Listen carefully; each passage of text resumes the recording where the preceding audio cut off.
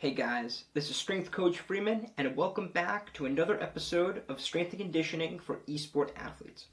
Today's video will focus on soft tissue work for the hands. Remember, an effective training session should have 4 components. Component number 1, soft tissue work. Component number 2, dynamic warm-ups / movement prep, right? Number 3, either strength and conditioning or gameplay. And number 4, you will do your static stretching for recovery. Today's device is very simple, just a ball, right? This happens to be a lacrosse ball, but this can be done with a variety of types of balls. A tennis ball, even a golf ball. Different sizes will actually yield some different pros and cons. So we'll be using this ball to do some soft tissue work in the hands. It can also be used in other parts of the body. One of the simplest, but probably one of the best devices, one of the best tools to have in your arsenal of soft tissue tools. So pick up a lacrosse ball at most stores, pretty cheap. Again, for certain exercises, starting with something a little softer, like a tennis ball, may be beneficial. But let's zoom in and take a look at how this bad boy works. So here is a zoom in on this lacrosse ball. Lacrosse ball, or any type of ball, one of the simplest types of soft tissue tools, but also one of the most versatile.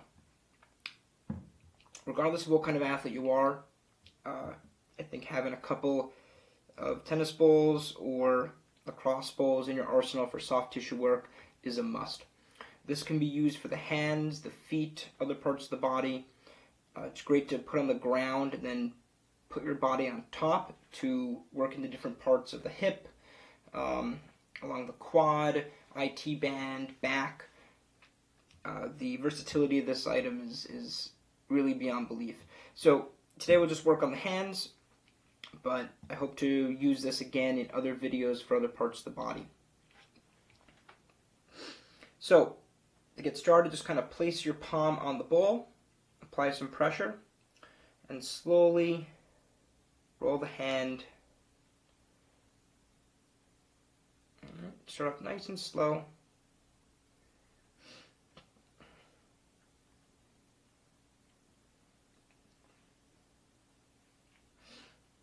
The great thing about the ball is that the versatility of movement, right?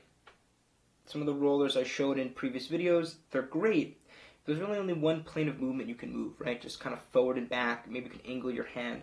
But with the ball, you can roll it in virtually any direction, right? So you can roll circles, clockwise, counterclockwise.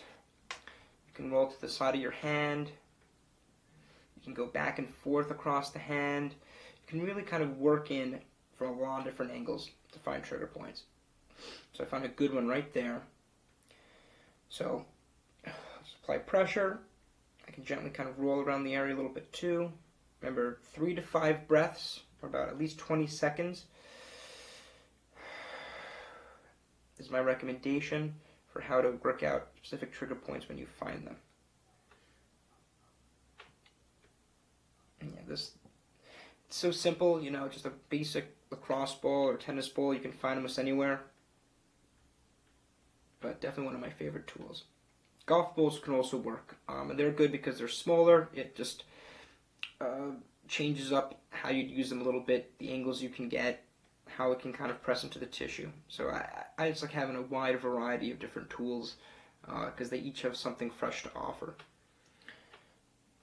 Alright, so once you finish one hand, switch over to the other. Again, you can go real slow, applying good pressure, or you can go a little bit faster, kind of change up your motions a lot. Okay, this can also be used to kind of roll right into the forearm. Again, I'll do a video more specific to the forearm. You can also take this ball and apply it directly to parts of the body. But again, for today, we'll focus on the hands.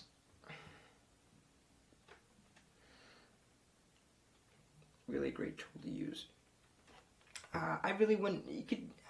I'd probably skip on doing the back of the hand. I feel you're not going to really work in there well, given the shape of the ball. But you can work into that kind of meaty tissue area, right? So for this, you might place it on top, use your other hand to gently roll it into that meaty area. But I really wouldn't play around with the rest of the hand.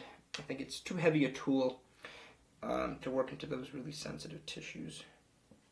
But that really thick, meaty part, you can work into that a little bit. So a real simple video. I hope you found this helpful. Again, a great tool to have for helping to prepare your hands for video gaming or for a hand strength conditioning session. So remember, this is step 1, soft tissue work. Please tune in for future videos covering soft tissue, but also steps 2, 3, and 4. Movement preparation, strength and conditioning, and recovery.